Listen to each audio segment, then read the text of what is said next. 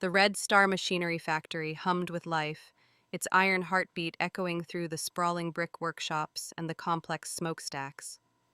In the summer of 1978, as China stirred under the winds of economic reform, the factory stood as a beacon of progress, forging gears and dreams for a new era. Rachel Goo, the only daughter of the factory's director, George Goo, walked its gravel paths with a lightness that belied the weight of her position. At 22, her dark braid swung with each step, her almond eyes bright with trust in the world. Everyone said the worker, peasant, soldier, college students, with their earnest ideals and calloused hands, were the future of Red Star and hers. Among them, Daniel Moore shone brightest. With his fair skin and articulate charm, Daniel had captured Rachel's heart. A college student from a humble rural background, he spoke of unity and progress, his words weaving visions of a shared future. Rachel, sheltered by her father's influence, saw a partner who understood the factory's pulse in him. She imagined standing beside him at the Long King Conference, the annual gathering where her father would announce her fiancé to the workers. Her cheeks warmed at the thought, her fingers brushing the red scarf she wore, a gift from Daniel. "For my future director's daughter," he'd said, his smile soft but magnetic. That evening, Rachel slipped away from the director's modest apartment, her steps quickening toward the workers' dormitory. She carried a tin of malted milk powder, a rare treat her father had secured, hoping to surprise Daniel. The air was thick with the scent of coal dust and jasmine, the sky a bruised purple. As she neared the dormitory's faded wooden door, voices stopped her cold. Daniel's voice, low and fervent, cut through the night. "I've got Rachel wrapped around my finger," he said, a cruel edge to his tone. "She's my key to the director's chair. Once I control Red Star, I'll marry you in style, Linda. Rachel Goo, she can go back to the countryside and feed pigs." Rachel froze, her breath catching like a stone in her throat. Linda White's syrupy laugh followed, sharp as a blade. "Poor Rachel," Linda purred. "So naive, thinking you love her." "When do we move?" Daniel's reply was cold. "Soon. Her father trusts me. By the conference, I'll have him eating out of my hand." The tin slipped from Rachel's grasp, clattering to the ground. The sound betrayed her presence, and Daniel's head snapped toward the door. "Who's there?" he called, but Rachel was already running, her heart a shattered drum. She stumbled into the factory's shadow, tears blurring the world. The betrayal struck like a thunderbolt, splintering her trust. How could Daniel, her Daniel, plot such treachery? Linda White, a temporary worker with a delicate face and cunning eyes, was his faithful ally. Rachel's knees buckled and she sank against a rusted machine, the cold metal biting her skin. Her scarf, Daniel's gift, felt like a noose. She tore it off, gasping, as a fever surged within her, unnatural and fierce. Her vision swam, the factory dissolving into darkness.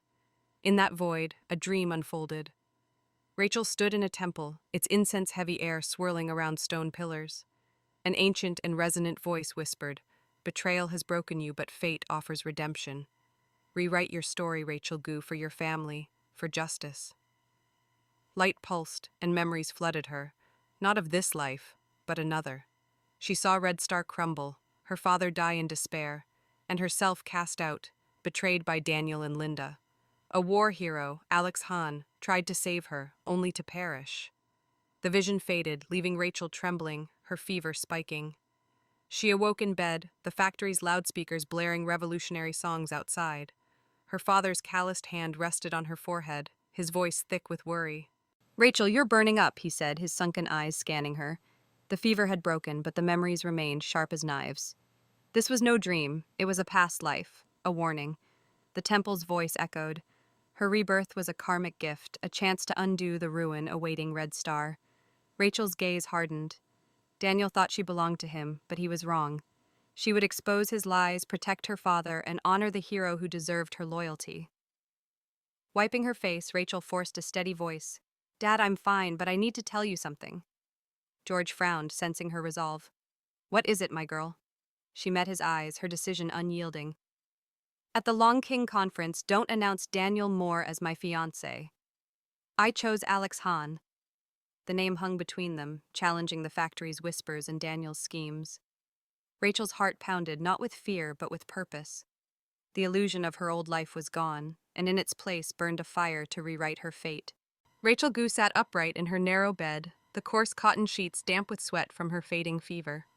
The Red Star Machinery Factory's loudspeakers blared a revolutionary anthem outside, their tinny notes clashing with the hum of her thoughts. Her father, George Goo, hovered nearby, his weathered face etched with worry. "Rachel, you scared me half to death," he said, his voice rough but tender. 3 days of fever. Thank God you're awake." Rachel's throat burned, but her mind was sharp, flooded with memories not of this life, but of another, a life where betrayal had stripped her of everything. In that past life, Rachel had been a fool, blinded by love for Daniel Moore. His smooth words and college-bred charm had convinced her he shared her dreams for Red Star, the factory her father had built into a pillar of China's industrial dawn. But Daniel's heart belonged to Linda White, a cunning temporary worker with a smile that hid venom. Together they wove a web of deceit, using Rachel's trust to climb the factory's ranks. By 1980, as China's economic reforms opened doors to privatization, Daniel, now deputy director, allied with Tom Sun and Victor Lee, ambitious lackeys eager for profit. They siphoned state assets, selling Red Star's machinery at a pittance to a Hong Kong tycoon. The factory crumbled, its workers were left jobless, and their dreams of progress were shattered. Rachel's family bore the brunt of the collapse. Daniel and Linda framed George as corrupt, forcing his resignation. Stripped of power, he withered, dying on a hospital cot, his heart broken by betrayal. Rachel, branded mentally unstable by Daniel's lies, was cast out, her inheritance stolen. Even the small apartment her father left was claimed by Linda. Destitute, Rachel wandered the streets, her spirit crumbling.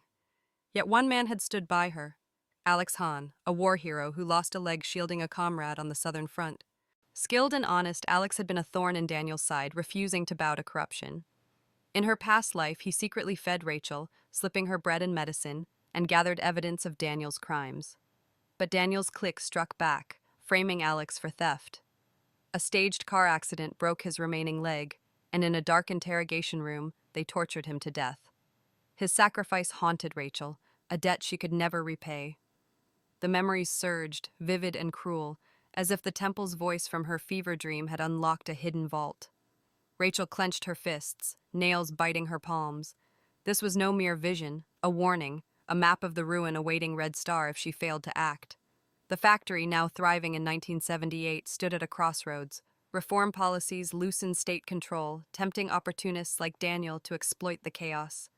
Rachel's rebirth, granted by that mysterious voice whispering of redemption, was her chance to rewrite history. She would protect her father, save the factory, and honor Alex, the hero Daniel sought to crush. George's voice broke her reverie. "Rachel, you're as pale as a ghost. What's wrong?" He sat beside her, his calloused hand brushing her forehead. The sight of his white-streaked hair, earned from years of shielding Red Star from reform-era corruption, pierced her heart. She'd been too naive to see his sacrifices in her past life. Now, she gripped his hand, her voice steady despite the ache. "Dad, I'm not sick anymore. But I need to talk about the Long King Conference." George raised an eyebrow. The conference, a grand event where workers celebrated Red Star's achievements, was weeks away. There, he planned to announce Rachel's fiancé, a tradition to unite the factory's future leaders. "I know you wanted Daniel Moore," George began, his tone cautious. "He's educated and ambitious. Everyone speaks highly of him." Rachel's stomach twisted. Daniel's charm had fooled them all, but not this time. She met her father's eyes, her resolve a burning flame. "Not Daniel. He's not who he seems." George frowned, confused. "Then who, Rachel?" "The workers expect an intense match, someone to carry Red Star forward." She took a deep breath, the name a vow on her lips. "Alex Hahn is from the mechanical repair shop." The porcelain cup in George's hand crashed to the floor, shards scattering like her old illusions. "Alex Hahn," he sputtered. "Rachel, are you out of your mind? He's disabled, a war injury. He's skilled, yes, but reserved, and he barely speaks to anyone. How can he stand beside you?" Rachel's gaze didn't waver. "Dad, Alex is a hero. He saved lives on the battlefield and fixed machines no one else could. Red Star needs him, and so do I." George shook his head, disbelief warring with trust in his daughter's judgment. "This is madness. The workers will talk. Daniel's their golden boy." Let them talk, Rachel said, her voice firm. Daniel's a snake, and I'll prove it. Alex is the man who'll help us save this factory. She thought of Alex's steady hands, quiet strength, and the price he'd paid in her past life. Choosing him wasn't just defiance, it was justice. George sighed, rubbing his temples. I don't understand you, Rachel, but I've never seen you this certain. I'll think about it. As he left to check on the factory, Rachel stared out the window, where smokestacks pierced the dawn. Daniel thought he owned her future, but he was wrong. Her rebirth was a weapon, and she would wield it to tear down his lies and build a new legacy with Alex by her side. The morning sun filtered through the faded newspaper curtains of the director's office at Red Star Machinery Factory, casting mottled shadows on the worn wooden desk. Rachel Goo stood before her father, George Goo, her heart steady despite the weight of her words from the night before. The air carried the faint tang of ink and machine oil, a reminder of the factory's ceaseless pulse. George, his broad shoulders hunched, leafed through a stack of production reports, but his eyes, lined with exhaustion, betrayed a deeper struggle. The white streaks in his hair, more pronounced since Rachel's fever, spoke of years spent shielding Red Star from the storms of China's shifting tides. Rachel, George began, his voice gravelly, I've been up all night thinking about what you said. Alex Hahn? It's not just the workers who'll question it, my heart doubts. He set the reports down, his calloused hands trembling slightly. Daniel Moore is the factory's pride. Educated, charming, a worker peasant soldier student. Alex is different. Skilled, yes, but his leg, his silence, he's no leader in their eyes. Rachel's jaw tightened. She knew Daniel's charm was a mask, but convincing her father, who saw him as Red Star's future, was its own battle. Dad, you've always taught me to look beyond appearances, Rachel said, stepping closer. Daniel's words are empty. Alex's actions, his war heroism and repairs that keep this factory alive, are real. George rubbed his temples, his gaze drifting to a framed photo on the desk. A younger George with factory workers, their faces alight with pride. This factory, he murmured, it's all I've got left to give you. But these reforms, they're a double-edged sword. Rachel leaned in, sensing a rare glimpse into her father's fears. George rose, pacing to the window where smokestacks loomed against the 1978 sky. When I took over Red Star, he said, it was a promise to men like Old White, Linda's father. He's driven our trucks for 20 years, loyal as they come. His daughter, Linda, scrambles for a permanent job, and I understand her hunger. But now, with Deng's policies opening markets, the state's grip is loosening. Private firms circle like vultures, and corruption festers within. I've fought off bribes, dodged inspectors who'd sell us out for a profit. If Red Star falls, it's not just us. Thousands of workers, their families, their futures. Rachel's chest tightened. In her past life, she'd been blind to her father's battles, seeing only his strength. Her reborn memories revealed how Daniel exploited this chaos, framing George as corrupt to seize control. Dad, she said softly, that's why we need Alex. He's honest, unbreakable. He fixed that old Soviet lathe when no one else could and saved us millions. With him, we can keep Red Star ours. George turned, his eyes searching hers. You sound so sure. What's changed in you, Rachel? This isn't just about a fiancé. She hesitated, the Temple's voice echoing in her mind. Rewrite your story, for justice. Her rebirth was a secret too vast to share, but she could show her father its fire. I've seen what happens when we trust the wrong people, she said, her voice low. Daniel's ambition will burn us. Alex is our shield. George sighed, his shoulders sagging. I knew Old White back in the Revolution. He fought beside me, took a bullet for our cause. Linda's his hope, but she's desperate, cozying up to Daniel's crowd. I can't play favorites, not with the party committee watching. Rachel nodded, her mind racing. Linda's desperation, fueled by her rural roots and her mother's illness, made her dangerous. A pawn in Daniel's game, but a threat nonetheless. Then let me prove Alex's worth, she said. At the Longqing conference, announce him as my choice. Let the workers see his strength, not his scars. George's brow furrowed, but a flicker of respect crossed his face. He said you've got your mother's fire, a wistful smile breaking through. She'd have liked this stubborn streak. All right, I'll talk to Alex, but he's proud, Rachel. He might disagree. As George returned to his reports, Rachel stepped outside, the factory's clang and hum enveloping her. Workers bustled past, their red armbands vibrant against gray uniforms, unaware of the betrayal brewing within. In her past life, Daniel's schemes had crushed her father's spirit, leaving him to die in a hospital bed, his legacy stolen.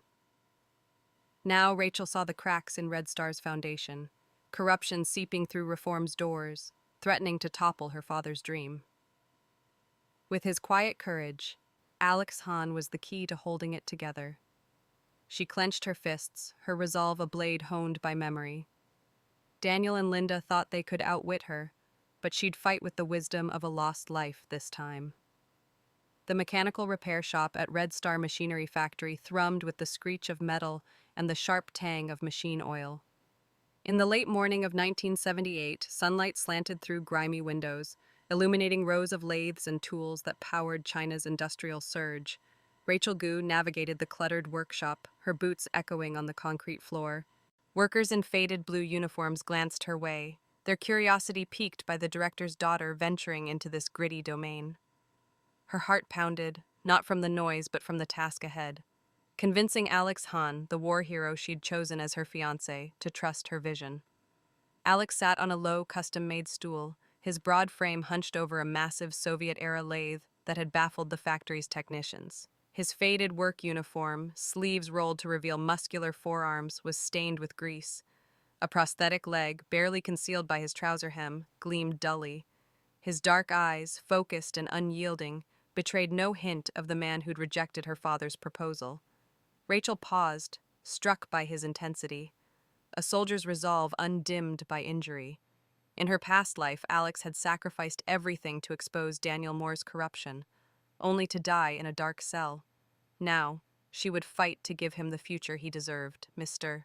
Han, Rachel called, her voice cutting through the workshop's clamor.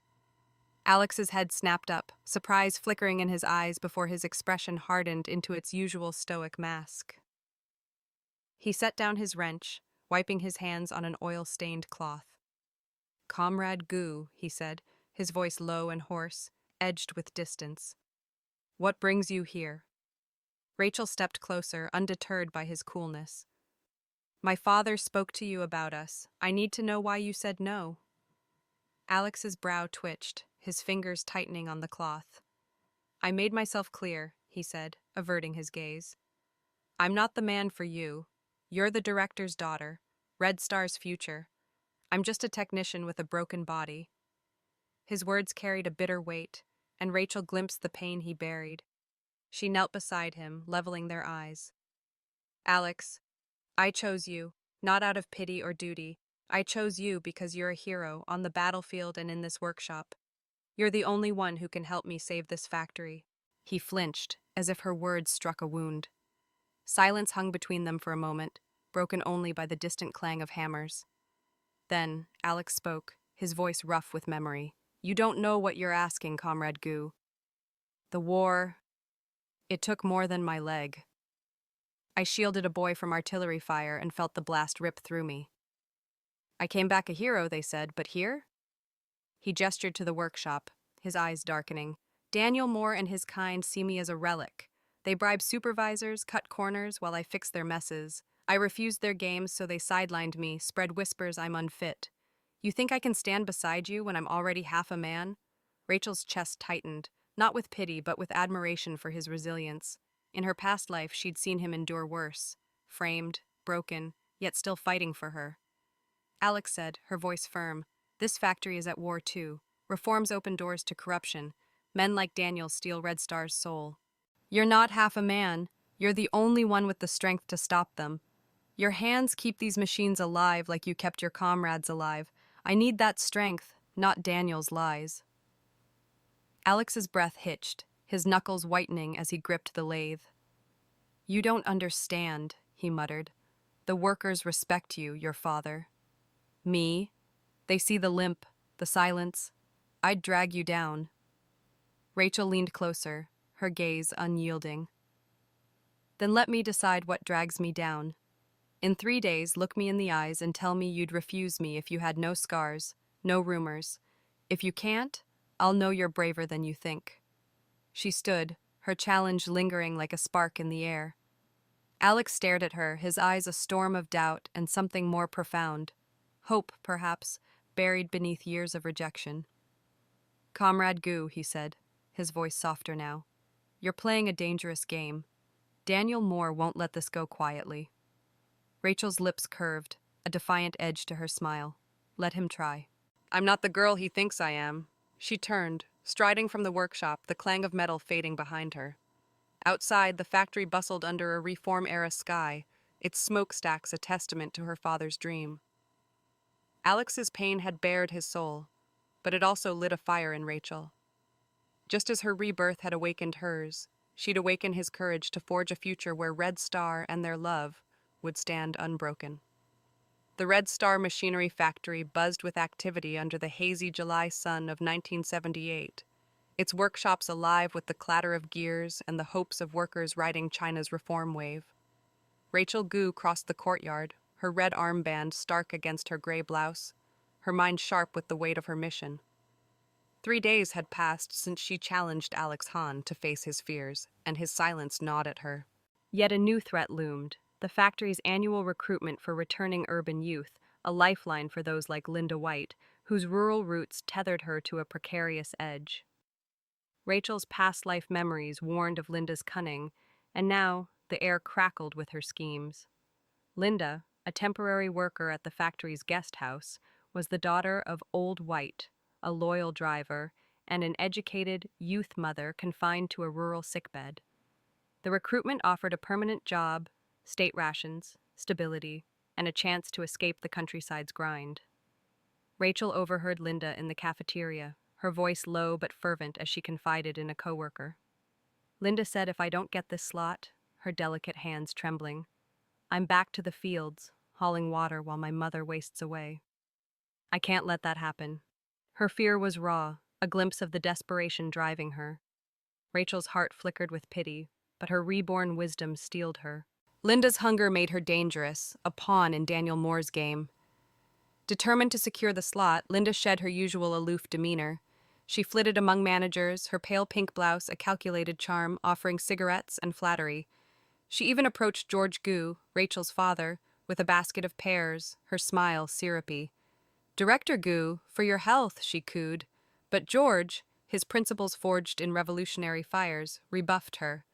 He said Red Star hires on merit, not gifts, and his tone is final. Spurned, Linda's eyes flashed with resentment, and Rachel, watching from the office window, knew trouble was brewing. In her past life, Linda had used this rejection to frame Rachel, claiming the director's daughter stole her chance out of spite. By midday, whispers spread like wildfire through the factory's corridors. Rachel caught fragments at the communal water station, where workers filled tin buckets. "Heard Linda's out of the running," one woman said, her voice low. Rachel Goo blocks her, favoring the disabled person, Alex Hahn. Another snorted, "Born with a silver spoon, she doesn't care if Linda's family starves." The words stung, painting Rachel as a privileged tyrant. She clenched her basin, her past life memories flaring. Linda had orchestrated this same gossip, turning workers against her until her father nearly lost his post. Daniel's hand was clear, fanning the flames to discredit Rachel's choice of Alex. Rachel's resolve hardened. She marched to the guest house where Linda polished tables, her movements delicate but deliberate. "Linda," Rachel called, her voice steady. Linda straightened, her fair skin paling further, but her eyes held a glint of calculation. "Comrade Goo, what a surprise," she said, her tone syrupy. "Just working hard, hoping for a chance." Rachel stepped closer, her gaze piercing. "I know you're spreading lies, saying I'm blocking your recruitment. Red Star's slots go to the best, not the loudest sob story. Prove your worth, and you'll have a fair shot." Linda's smile faltered, her fingers tightening on the rag. She said, "I don't know what you mean," but her voice trembled, betraying her. "My father has served this factory his whole life. My mother's dying. All I want is a chance to stay." Rachel saw the truth in her eyes, not just greed, but fear of a rural life that broke her family. Yet pity couldn't cloud her judgment. "Then earn it honestly," Rachel said. "Stop hiding behind Daniel's schemes." Linda's face hardened, and as Rachel turned to leave, she sensed the trap tightening. Linda wouldn't stop, Her desperation was a blade, and Rachel was its target. That evening, Rachel found her father in his office, his desk buried under reform policy memos. "Linda's stirring trouble," she warned. George sighed, his white hair catching the lamplight. "I know. Old White's a good man, but his daughter's desperate. These reforms, they're tearing at us all. Private firms want our land, and men like Daniel smell profit. Please keep the Youth League in line, Rachel. Don't let gossip fracture us." Rachel nodded, her mind racing. Linda's gambit was just the start.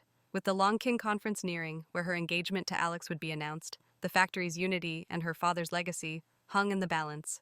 She'd fight, not just for Alex, but for the red star that defined her reborn purpose. The Red Star Machinery Factory's communal water station was a chatter hub, where workers gathered under the July 1978 sun to fill tin buckets and trade rumors. Rachel Goo approached, her basin balanced on her hip, her ears catching the sting of whispered words. The factory's recruitment buzz had fueled gossip, and now Alex Hahn, her chosen fiancé, was the target. "I heard Alex Hahn's up for outstanding technician," and a young woman sneered, her voice sharp.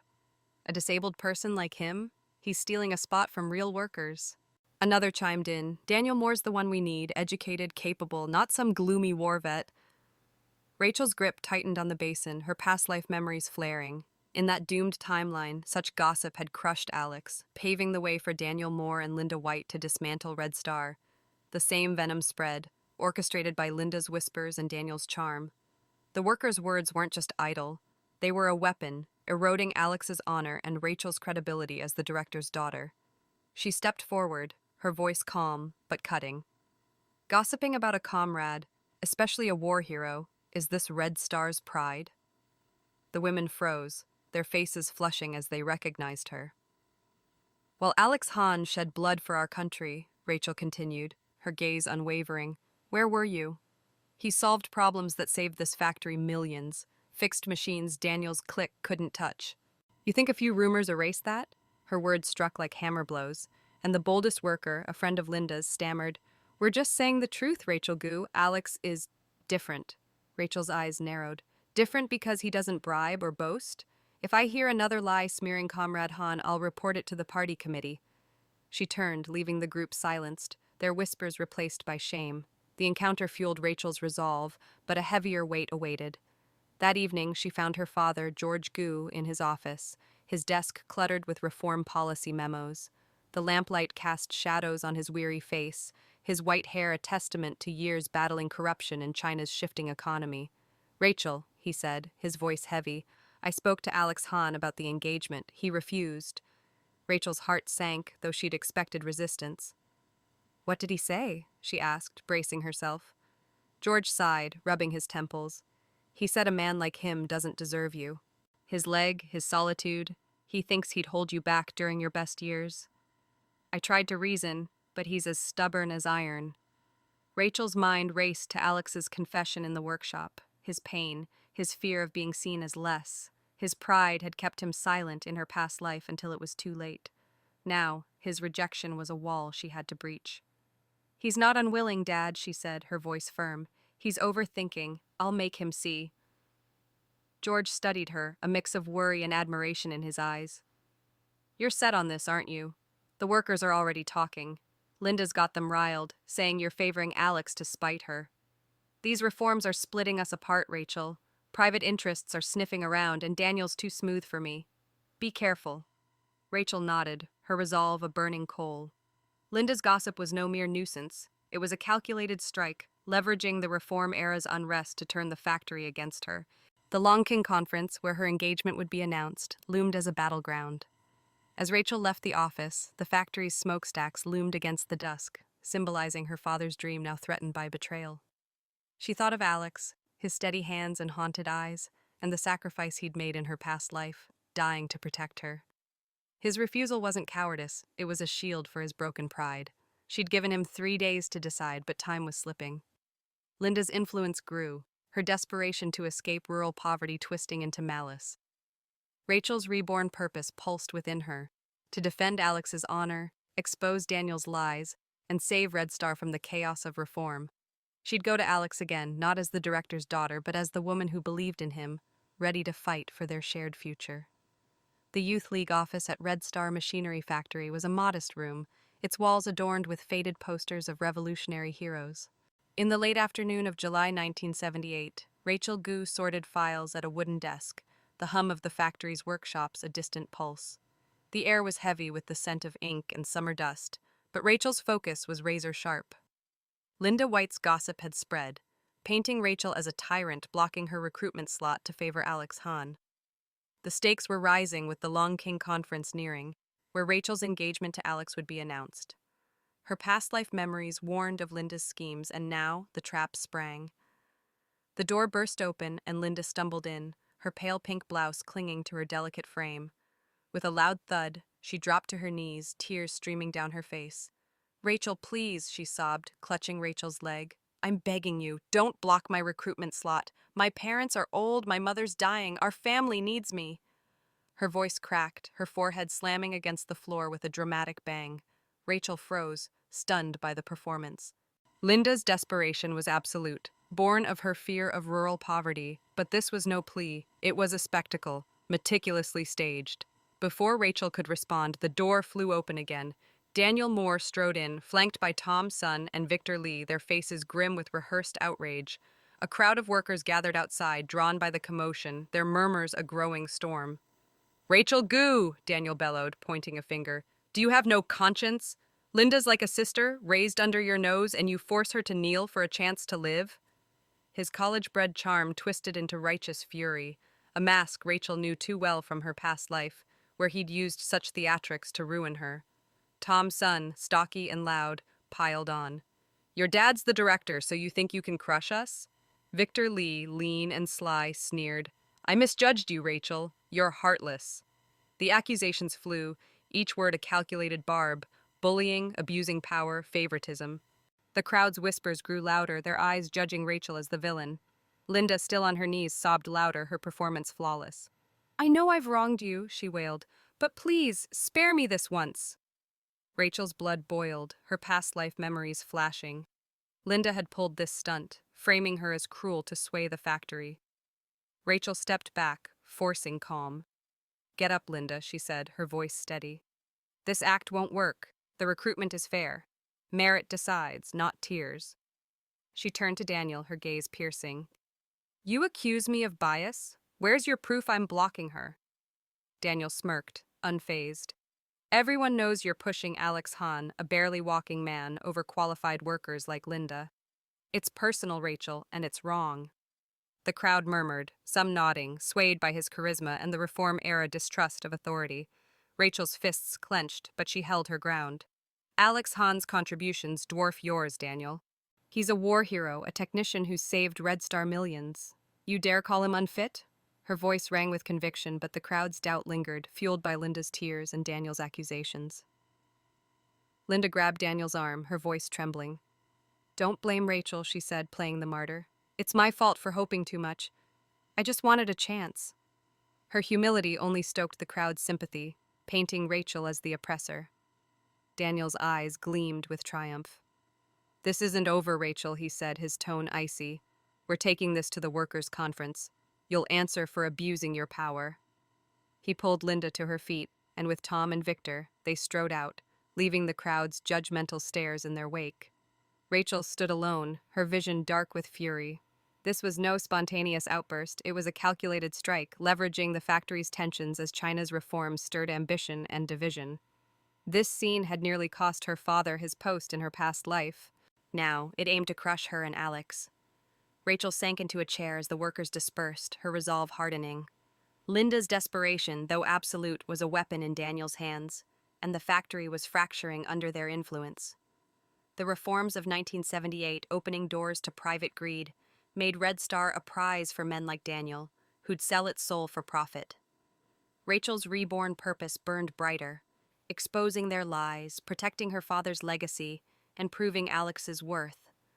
The workers' conference loomed as a battlefield, and she'd face it with the fire of a lost life, ready to turn their trap against them.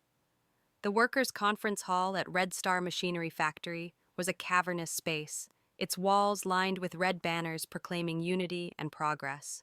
In the sweltering July of 1978, hundreds of workers filled the wooden benches, their murmurs a restless tide. Rachel Goo stood near the front, her gray blouse damp with sweat, her heart a drumbeat of defiance. The air buzzed with tension, fueled by Linda White's staged betrayal and Daniel Moore's accusations that Rachel abused her power to favor Alex Hahn over Linda's recruitment slot. The factory, caught in China's reform-era upheaval, teetered on division, and Rachel's past life memories warned of the ruin this moment could unleash. Daniel rose from his seat, his college-bred charm now a weapon of righteous indignation. "Comrades," he declared, his voice ringing, "we face a grave injustice. Some, like Rachel Goo, daughter of our director, use their position to oppress honest workers like Linda White." He gestured to Linda, who sat with her head bowed, her pale face a mask of victimhood. Linda's father, Old White, has served Red Star loyally, yet Rachel blocks her recruitment slot for personal grudges, pushing a man, Alex Hahn, who can't even care for himself. The crowd erupted in whispers, some nodding, swayed by the reform-era distrust of privilege. Rachel's fists clenched, her gaze locking on Daniel. This conference had been her downfall in her past life, with Daniel's lies forcing her father's humiliation. Now, she stepped forward, her voice clear. "Lies, Daniel Moore.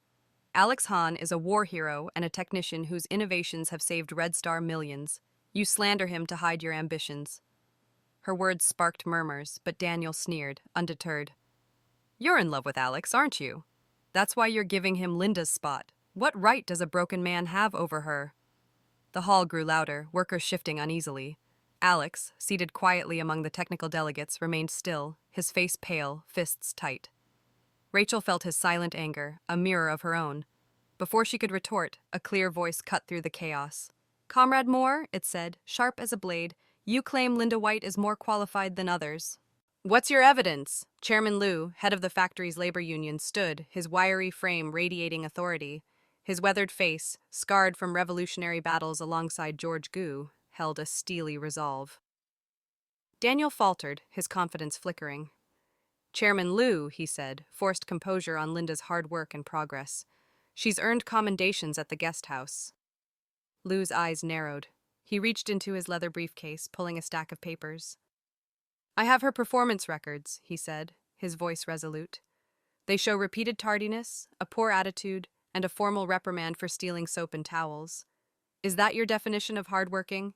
The crowd gasped, heads turning to Linda, whose face drained of color, her hands trembling.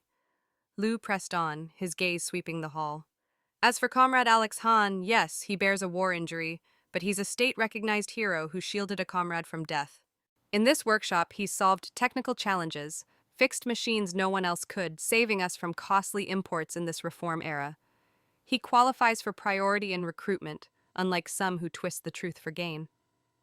His words struck like a gavel, and Daniel's face reddened, his mouth opening but finding no defense. Linda swayed, her martyr act crumbling under scrutiny.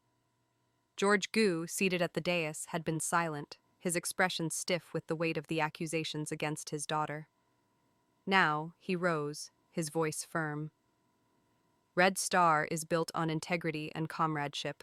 We won't let lies divide us. These reforms test us. Private greed threatens our unity, but we'll stand firm." His eyes met Liu's, a silent nod of gratitude passing between old comrades. The crowd's mood shifted, whispers of contempt now aimed at Daniel and Linda. Rachel's heart surged with relief, her faith in her father's legacy renewed. As the conference adjourned, workers filed out, their glances at Daniel sharp with doubt. Linda slipped away, her head low, while Daniel's click followed, their bravado gone. Rachel approached Liu, her voice soft. "Thank you, Uncle Liu. You turned the tide." He smiled, his scar crinkling. "Your father and I fought for this factory in darker days, Rachel. We won't let snakes like Daniel ruin it now." Her resolve hardened. The victory was hers, but Daniel's schemes weren't done. With Alex's honor restored, she'd face the next battle, her reborn purpose a shield against the reform-era storm threatening Red Star. The Red Star Machinery Factory's main dining hall glowed with festive warmth, its long tables draped in red cloth for the 1978 anniversary celebration. Lanterns swayed overhead, casting a golden hue over workers toasting China's reform-driven progress. Rachel Goo stood among them, her crimson dress a nod to the factory's spirit, her eyes fixed on Alex Hahn. The air buzzed with laughter and the clink of glasses, but Rachel's past life memories kept her alert. Humiliated at the workers' conference, Daniel Moore and Linda White lurked like shadows, their schemes far from over. Tonight, Red Star honored a breakthrough that could define its future, and Rachel's fight. The celebration marked a milestone. Alex Hahn's development of precision bearings, a feat replacing costly imports amid China's push for self-reliance. As workers settled, George Goo, the director, took the stage, his white hair gleaming under the lights. "Comrades," he said, his voice resonant, "Red Star stands tall because of you. Tonight, we honor Comrade Alex Hahn, whose efforts have saved millions in foreign exchange, strengthening our nation in this reform era." The hall erupted in applause, workers' faces alight with pride. Rachel's heart swelled, seeing Alex's upright figure, his prosthetic leg no barrier to his resolve. Alex stepped to the podium, his navy suit crisp, a red flower pinned to his chest. His dark eyes, once haunted, held a quiet strength. "This isn't my victory," he said, his voice steady. "It's ours, every worker who keeps Red Star alive." Veterans in the crowd wiped tears, moved by the war hero's humility. Rachel, seated below, felt a surge of pride. In her past life, Alex's brilliance was buried by Daniel's clique. Now, he shone, a beacon of the factory's integrity against reform-era greed. George raised a hand, silencing the cheers. After committee review, he announced that we would appoint Comrade Alex Hahn as Red Star's chief engineer, leading our technological future. The hall roared, the sound a rebuke to Daniel, who sat among the crowd, his face dark with envy. Rachel caught his glare, a promise of retaliation. Daniel had coveted the chief engineer title, which was Alex's, a triumph Rachel had fought for. Yet danger lingered. Her past life memories warned of sabotage at moments of glory.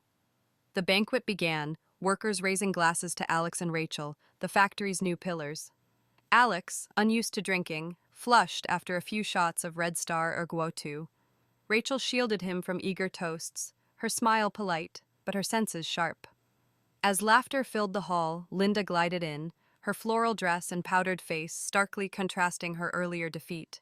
Balancing a tray, she approached with a syrupy smile. "Chief Hahn, Rachel," she said, her voice sickeningly sweet, a toast from the guest house girls. She placed 2 full glasses of liquor before them, her eyes flickering with intent. Rachel's instincts flared. Linda's kindness was a trap, honed by her desperation to escape rural poverty and Daniel's influence. "Wait," Rachel said, pressing Alex's hand to stop him. She lifted his glass, smiling at Linda. "So thoughtful, Linda. I'll drink for Alex. He's had enough tonight." As she raised the glass, pretending to sip, Linda's face twisted, a flash of panic crossing her eyes. "Rachel, no!" Linda blurted. "It's for Chief Hahn." Rachel's smile widened, her voice cheerful. "I can handle it. You know me." She scanned the hall, spotting Daniel, Tom Sun, and Victor Lee stealing shifty glances, their unease palpable. Setting the glass down untouched, Rachel turned to Linda. "I just remembered an urgent task," she said, her tone light.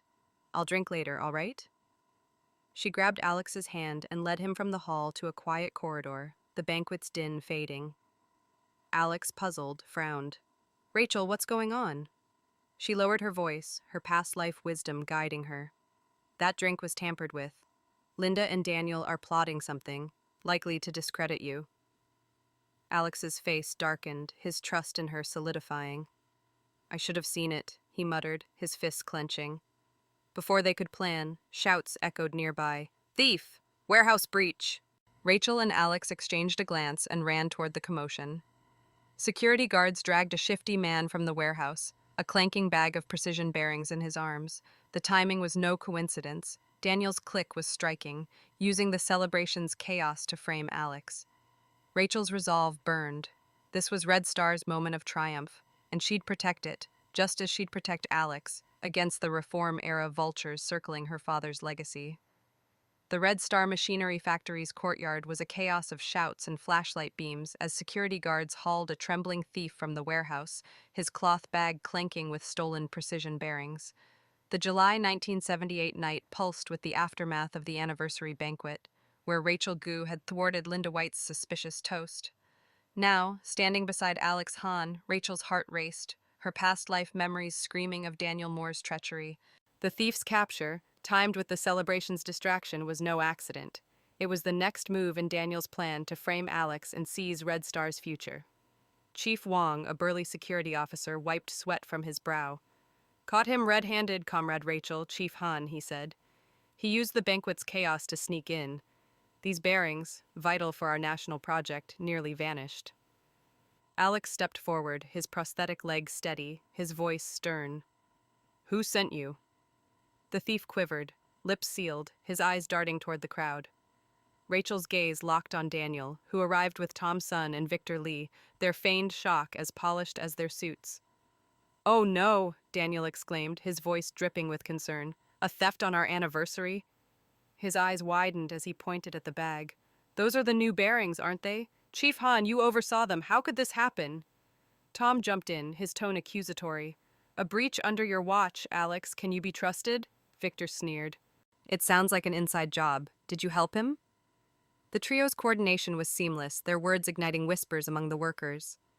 Doubt spread, threatening Alex's new role as chief engineer. Rachel's blood boiled, her reborn wisdom piercing their act. Daniel's click had framed Alex in her past life, crushing his spirit. She stepped in front of him, her voice cutting through the noise. "Stop slandering, Daniel. You've got no proof. These accusations reek of your guilt." Daniel snorted, his smirk defiant. "Proof? Who else had access to those bearings? If not Alex, are you saying you're involved, Rachel?" The crowd's murmurs grew, the Reform-era distrust of authority fueling their suspicion. Before Rachel could retort, a shaky voice broke the tension. "It was me," Linda White said, stepping from the crowd, her floral dress stark against her pale face. She clutched a bag identical to the thief's, her eyes darting nervously. I lost my mind, and I thought I could sell the bearings." Chief Han had nothing to do with it. The hall fell silent as she threw the bag down, bearings scattering across the ground. "Daniel, Tom, Victor, they weren't involved. It's my fault." Her voice cracked, tears welling, but Rachel saw the calculation. Linda was sacrificing herself to shield Daniel. Daniel's face paled, his click's shock genuine. They hadn't expected Linda's move.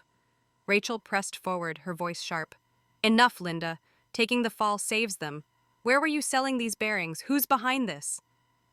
Linda froze, her bloodless lips trembling, unable to answer. Rachel's past life memories flared. Daniel's group had sold factory assets to black market dealers, profiting amid Reform-era chaos. Linda's confession was a desperate bid to limit the damage, her fear of rural poverty driving her to protect Daniel's larger scheme. George Goo arrived, flanked by security officers, his face thunderous. "What's this madness?" he demanded. Chief Wong explained, and George's eyes swept over Daniel, Linda, Tom, and Victor, his fury palpable. "Wonderful," he said, his voice trembling with rage. "College graduates, young cadres, stealing state property. You've betrayed Red Star, the workers, and the nation we're building in this reform era." Daniel dropped to his knees, pleading. "Director Goo, we were misled. Linda tricked us." Linda's eyes widened, her betrayal complete, but George ignored their cries. "Take them to the security office," George ordered. "Interrogate them thoroughly. I want every detail of this scheme." Officers dragged the four away, the thief trailing, as workers cheered, their faith in Red Star restored. Rachel turned to Alex, her eyes soft with gratitude. "You gave me the strength for this," she said quietly. "In my past life, your courage kept me alive." Alex's gaze softened, a silent promise forming. "No thanks needed, Rachel. We're in this together." The investigation would reveal that Daniel's group had long siphoned scrap metal and parts to black market dealers, and their theft of the bearings was a bold escalation. Rachel knew this victory was hers because of Alex's past life sacrifices. As the factory's lights burned into the night, she stood firm, her reborn purpose a shield against the Reform-era greed threatening her father's dream. The battle was won, but the war for Red Star and her future with Alex was far from over. The main auditorium of Red Star Machinery Factory was transformed, its stark walls softened by red banners and paper lanterns for a wedding that united the factory's heart. In the golden light of August 1978, Rachel Goo stood at the center, her crimson dress embroidered with delicate peonies, a handmade brooch from Alex Hahn gleaming on her chest. The air hummed with workers' murmurs and the faint clang of distant workshops, a testament to Red Star's enduring pulse. After exposing Daniel Moore, Linda White, and their clique's conspiracy, Rachel and Alex became heroes, their love symbolizing the factory's triumph over reform-era greed. Today they would seal their bond, not just as lovers, but as partners in Red Star's future. Alex stood beside her, his navy Zhongshan suit crisp, a large red flower pinned proudly to his chest. Once a source of shame, his prosthetic leg bore him with quiet dignity. Once shadowed by doubt, his dark eyes met Rachel's with a warmth that spoke of trust earned through fire. In the quiet corridor after the warehouse theft, he had vowed, "I'll protect you from now on," his words a bridge from his past life sacrifices to their shared destiny. Rachel's heart swelled, her reborn memories vivid. Alex's courage had saved her in that doomed timeline, and now she had saved him. George Goo, the factory director, stepped forward, his white hair catching the light, his face alight with pride. "Comrades," he said, his voice steady, "today we celebrate not just a marriage, but the spirit of Red Star, integrity, unity, resilience. Rachel and Alex embody this, standing against those who'd tear us apart in this reform era." The crowd cheered, workers' faces glowing with shared victory. The 1978 reforms had brought opportunity, but also vultures like Daniel, whose black market schemes had nearly gutted Red Star. Rachel and Alex's exposé had restored faith, making their wedding a beacon of hope. Rachel took Alex's hand, her fingers tracing the calluses earned from years of fixing machines no one else could. In a rare moment before the ceremony, they had stood by the factory gates, the smokestacks looming against the dawn. "Rachel," Alex had said, his voice low, "you saw something in me I couldn't. That day in the workshop when you challenged me, I was afraid, not of you, but of failing you." His eyes had softened, revealing the soldier who'd shielded a comrade from death. "Your faith gave me mine back. I'm here because of you." She had smiled, her past life gratitude spilling over. "No, Alex, you kept me alive in another life. Bread, medicine, hope. This is my thanks." He hadn't understood her entirely, but his hand had tightened on hers, a silent vow. Now, they faced the crowd in the auditorium, their bond forged in trials. George handed them simple steel rings, crafted from Red Star's scrap metal, symbols of their shared struggle. "These rings," he said, "are Red Star's heart, humble, strong, enduring." Rachel slipped a ring onto Alex's finger, her voice clear. "With this, I choose you, Alex, for all we'll build together." Alex's voice, rough with emotion, echoed, "And I choose you, Rachel, to stand by always." The workers roared, their applause a wave of warmth. Veterans tossed red ribbons, children giggled, and even Chairman Liu, the grizzled union head, smiled. No luxury adorned the ceremony, no cars, no lavish gifts, just the factory's sincere blessings, contrasting the reform-era excess creeping into China's cities. Rachel's brooch, carved from an eggshell by Alex's skilled hands, was her treasure, its delicate curve a reminder of his resilience. As they stepped down, workers pressed forward, offering toasts and handshakes, their trust in Rachel and Alex unshakable. George pulled Rachel aside, his eyes misty. "Your mother would have loved this," he said, his voice thick. "You've made Red Star proud, and me prouder." Rachel hugged him, her past life memories of his death fueling her gratitude. "We'll keep it safe, Dad," she whispered. "For you, for all of us."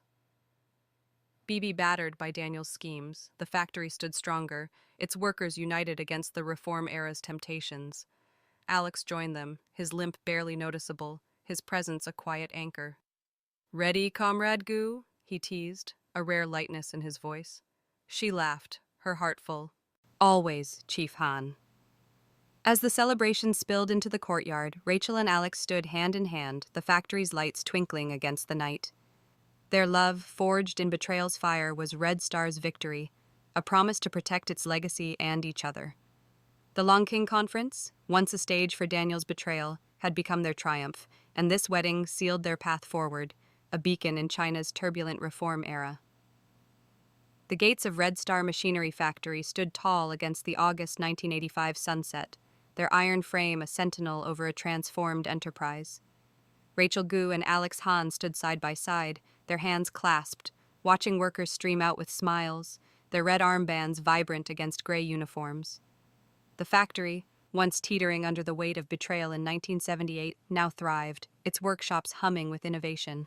China's economic reforms had reshaped the nation, but Red Star remained a beacon of integrity, and its success was a testament to Rachel and Alex's partnership. Rachel's heart swelled, her reborn purpose fulfilled, not just in vengeance, but in building a legacy of hope. Years earlier, Rachel's exposure of Daniel Moore, Linda White, Tom Sun, and Victor Lee's black market schemes had saved Red Star from collapse. The investigation, swift and thorough, uncovered their theft of scrap metal and precision bearings, sold to Southern dealers for profit amid the Reform era's chaos. Expelled from the factory and sentenced to 10 to 15 years in prison, the four faded into obscurity. By their release, the world had moved on, leaving them to scrape by in society's margins, their ambitions shattered. Once driven by fear of rural poverty, Linda had gambled her family's future on Daniel's lies, only to lose everything.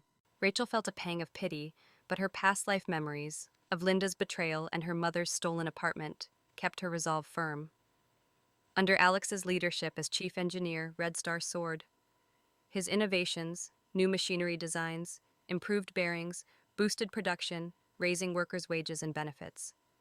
The factory's profits funded schools and clinics, anchoring the community against the Reform era's privatization tide. As Youth League secretary, Rachel supported Alex, managing administrative tasks with a deft hand. Their partnership, forged in the crucible of 1978's battles, became the factory's bedrock. Workers admired them. Their story was a legend of loyalty and triumph over greed. Alex's journey mirrored Red Star's. With Rachel's encouragement, he sought treatment at a provincial hospital in 1982. Advanced care eased his war injury, allowing him to walk with newfound ease, though his prosthetic remained. "You gave me more than mobility," he told Rachel one evening, his dark eyes soft. "You gave me purpose." His words echoed their wedding vows, a memory Rachel cherished, her crimson dress, his handmade brooch, the factory's cheers. In her past life, Alex's death had broken her. Now, his strength anchored her, a debt repaid through their shared life. Their family grew, a joyful reflection of their bond. Twins, born in 1983, filled their modest two-bedroom apartment with laughter. Their son, Gian, was calm and steady like Alex, his small hands already tinkering with toy gears. Their daughter, May, was lively and bold, her chatter echoing Rachel's fire. The apartment assigned by the factory was simple but warm, its walls adorned with photos of Red Star's milestones and their wedding day. Rachel often caught Alex watching the twins, his once haunted eyes alight with love.